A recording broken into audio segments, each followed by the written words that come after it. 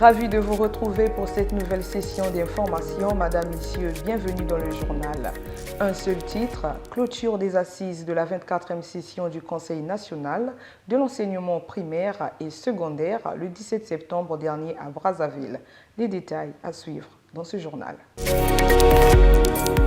Après l'ouverture des assises de la 24e session du Conseil national de l'enseignement primaire et secondaire, le 15 septembre dernier, les participants se sont retrouvés en atelier pour épingler les thématiques retenues pour la circonstance. On fait le point avec Welcome Devolo. Regardez. La qualité de l'éducation reste un vrai défi pour les autorités congolaises.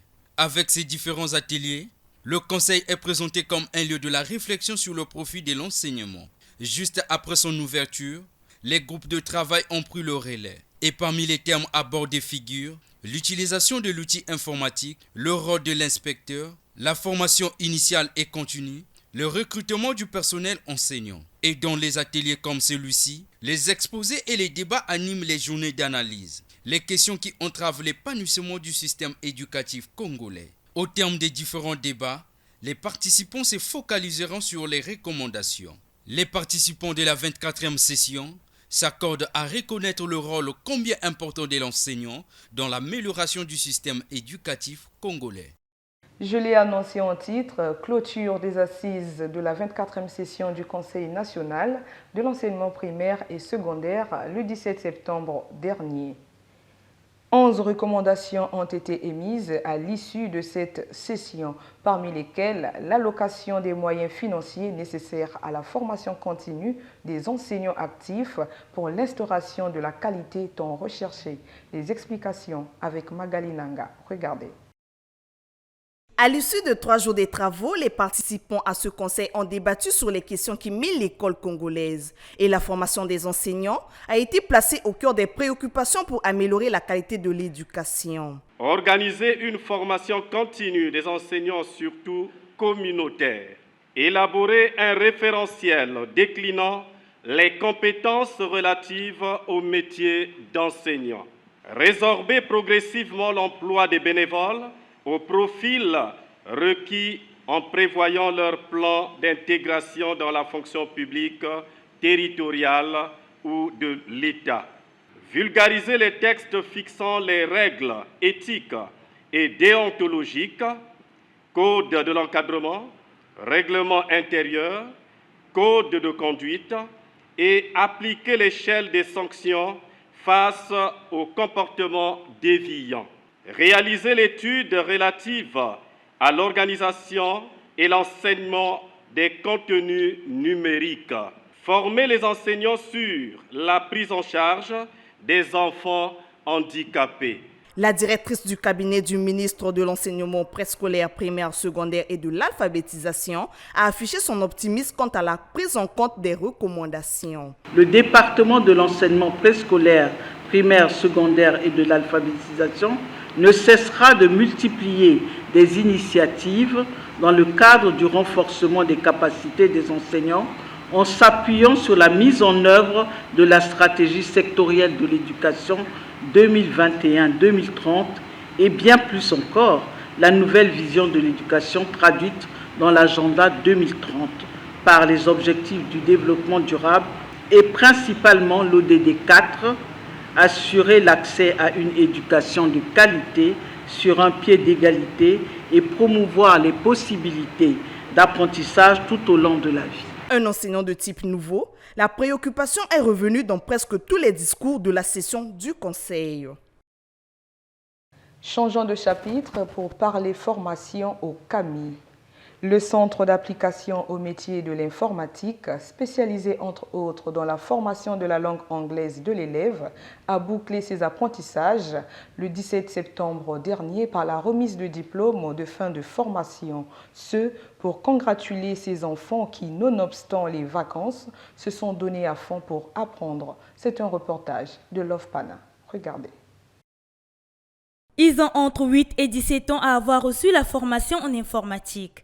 Une formation de 2 mois sanctionnée par un certificat. J'ai appris comment manipuler le clavier, la souris et j'ai aussi appris à parler anglais en disant bonjour ou bien encore au revoir.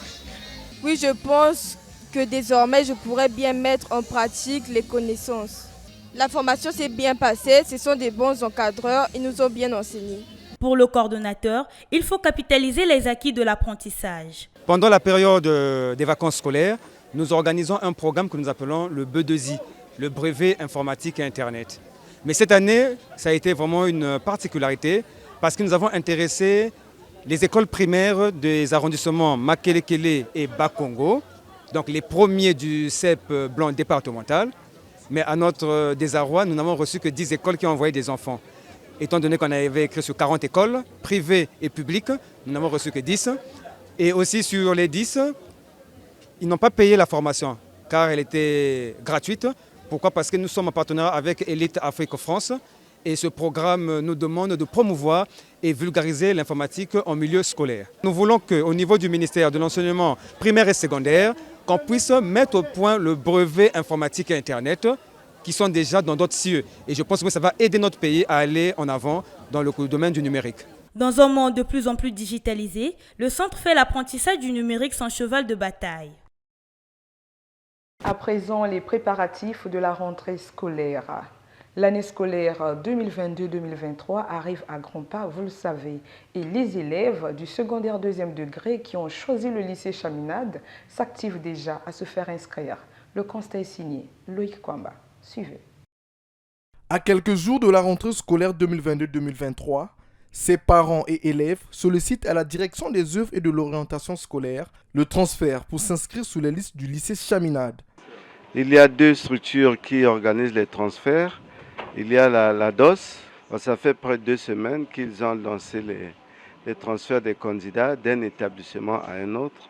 Et dans la mesure où ils ont lancé les transferts, nous, en tant qu'établissement, on devait normalement attendre la rentrée administrative pour lancer les inscriptions. Or, pour éviter que ça se sature là, nous avions déjà préféré commencer à libérer les premiers transférés progressivement. Et ce que je peux vous rassurer, c'est qu'il y a vraiment du monde. Il y a vraiment du monde. Ils viennent en grand nombre, surtout les brevetés. Quand il y aura la rentrée administrative, nous allons déjà préparer le travail de publication des listes. Or, si déjà les élèves transférés, nous pouvons les inscrire maintenant, même si officiellement la rentrée n'a pas encore eu lieu. Les premières listes qui seront publiées à la rentrée, là, les élèves auront déjà leur classe connue. Bon. On aura déjà fait un travail pour décongestionner. Et ceux qui viendront après, on va les inscrire facilement. Il y a d'abord le reçu de transfert. Pour un breveté, il y a l'attestation de réussite ou le relevé de notes, comme l'exige la DOS, l'attestation de réussite, l'extrait ou la copie d'acte de naissance. Et pour un breveté, je pense que le plus essentiel, c'est ça. C'est pour les autres classes où on a besoin des bulletins des 3 trimestres, disons d'un document complet de transfert. Et tout. Comparativement à l'année dernière, le transfert s'effectue aujourd'hui en quelques minutes. Une rapidité que salue la communauté éducative. Je suis venue pour le transfert de l'enfant. L'enfant était à l'école privée, ça s'est bien passé. Je suis venue pour l'inscription et le transfert. Il y a des bureaux qui sont là pour recevoir les gens. Je suis venu faire mon inscription ici à Chaminade parce que je suis admis au BPC Saison 2022. Et je ne suis pas seul, je suis même accompagné de mes parents et de mon frère. Vraiment, nous sommes ravis parce qu'on nous accueille bien et l'inscription s'est bien passée. Les transferts aussi c'est vraiment passé à merveille. Je viens pour le transfert. Je suis accompagné de mon frère, ma mère. Je fréquentais avant au CG de la Liberté A. Et puis on m'a dit pour aller s'inscrire dans une autre école, il faut faire le transfert. Du coup, je suis arrivé ici, on m'a reçu. Les derniers jours, ça sera vraiment difficile parce qu'il y a beaucoup de gens qui viennent déjà à temps. Il y a aussi des places qui sont limitées. Et les retardateurs, je ne sais pas s'ils auront l'opportunité. La rentrée scolaire approche. Bientôt, les vacances ne seront plus qu'un souvenir. Dans les marchés de Brazzaville, les stands sont remplis des fournitures scolaires. Seulement, les commerçants, eux, déplorent le manque d'engouement des parents d'élèves qui attendraient la veille de la rentrée scolaire pour se mobiliser. Le constat est signé Love Pana. La date de la rentrée scolaire 2022-2023 se profile à l'horizon. Si les décors préludes à cette rentrée est réel au niveau des marchés de Brazzaville, l'ambiance, elle, n'est pas encore au rendez-vous. Bon, en ce moment, on entend seulement les parents, comme si on n'a pas encore payé.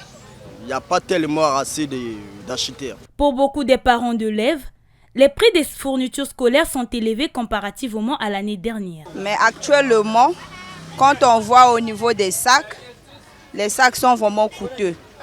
Aux tenues, l'année passée, on achetait le mètre au maximum 1500.